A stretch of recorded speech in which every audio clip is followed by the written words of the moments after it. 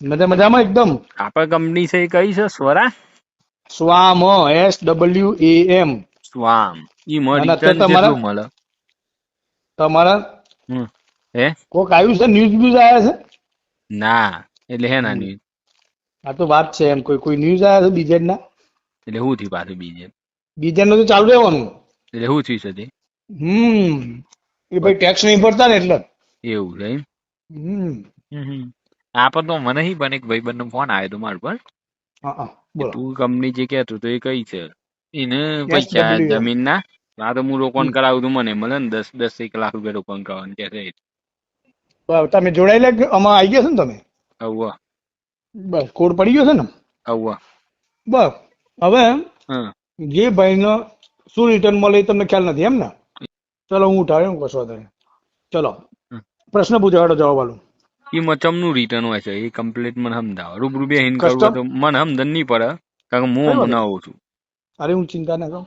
હા તમે કોણ ઇન્વેસ્ટર છે? ધારો કે તમે. હા આપણા કોમનો ધારો જ કે છે ભાઈ, હા બરોબર. એને રોકાણ કરવાનું. હા, તમે ધારો કે તમે જ ઇન્વેસ્ટર છો, આ જે ભાઈ છે એમ તમે સમજી લે. હમ તો એ જેટલા લાખનું રોકાણ કરે હમ અત્યારે 12મા મહિના પહેલા, હમ ટૂંકમાં 30/12 પહેલા, હમ તો એને 11% વિથ પ્રિન્સિપલ એમાઉન્ટ મળે. એવું એમ ને? કેટલા ટકા? 11% હા વિથ પ્રિન્સિપલ એમાઉન્ટ. હા હવે દાખલો લઈએ આપણે. કેટલા લાખનો લઈએ? 1 લાખનો. હા તમે મૂક્યા કેવો? હા હા. કેટલા મૂક્યા તમે? મેં નહીં કર્યું ભાઈ, એ કર્યું છે ને. હા, ધારો કે 1 લાખ રૂપિયા તમે ઇન્વેસ્ટમેન્ટ કર્યું, હા તો તમને 11% એટલે 11,000 રૂપિયા પ્રિન્સિપલ એમાઉન્ટ સાથે મળે, મૂડી હા સાથે. બરાબર? હા. તો આમાં ટકાવારી કાઢીને બતાવું તમને ફોન ઉપર. ઉભરો એમાં જોડે આવે છે એનો છોકરો, પછી એને સમજાવો. મને વાંધો નહીં, પેલા સમજાઈને તમે પાછું સમજી લો. ફરીથી રિપીટ કરાવવું ફરી પડશે. આવ કરે કઈ વાંધો નહીં. હા પેલા તમે સમજી લો. હા 11,000 રૂપિયા એવા 27 મહિના સુધી મળે. હા હા. કેટલા? 27 મહિના. 11,000 ના 27 મહિના એટલે 2,97,000 રૂપિયા થાય. હમ હમ ધારો કે તમે એ ભાઈને કહો છો, હમ એવું બીજો કોઈ વ્યક્તિ કહેતા નથી હા હા એ ભાઈ, હા હા.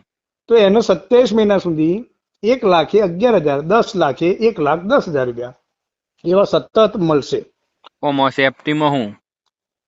Check and agreement, check HDFC bank, hmm company theswarm.com, hmm full payment તમે આપ્યું છે લખીને. હમ. તો વાંધો નહીં, સેફટીમાં હાલતા હોય. એગ્રીમેન્ટ 100 રૂપિયાના સ્ટેમ્પ ઉપર ગવર્મેન્ટના, હા. સ્ટેમ્પની અંદર ટર્મ્સ એન્ડ કન્ડિશન. 11% મળે એ લખવાનું રિટર્ન અંદર? ના લખાય. ના લખાય? પછી કેમ ના ના હાલત લખાય કયો? કંપની. હા ના, કેમ ના લખાય પૂછો. હા. આટલું ઊંચું વ્યાજ ઇન્ડિયાની અંદર કોઈ સંસ્થા હાલતી નથી. તો ક્યારે RBI ના વિરુદ્ધમાં ના જવાય. હા પ્રાઇવેટ ધંધામાં આપણને વધારે રિટર્ન મળે છે, જેવી રીતે જમીનની દલાલી, હા હા. જેવી રીતે દુકાન લઈને વેચીએ, હમ સોનું લઈને વેચીએ. મીને મને એવો સવાલ કર્યો એટલે હું તમને પૂછ્યું. હા, તો એને ચેક અને એગ્રીમેન્ટ અંદર તો તમને 11% મળવા છે, ગેરંટી છે. હમ. ચેક આપવામાં આવે છે તમારી મૂડીનો, કે ભાઈ તમે તમારી મૂડી સોડા ના સેફટી આપડે થઈ જાય. સોડા સોહા સ્વામો, સ્વામ SWAM. અને ઓફિસ ચો છે બાયડમાં મારે ત્યાં પોતાને ત્યાં ઓફિસે. ચાલુ થઈ ગઈ સ્વામ. theswarm.com મારી ઓફિસમાં જ ચાલુ. એની મદદમાં આવી. હિંમતનગર પછી પેલા મોડાસા. હમ. બરાબર. આવો હા તો બીજી વાત કશું સમજાવ. હમણાં પેલા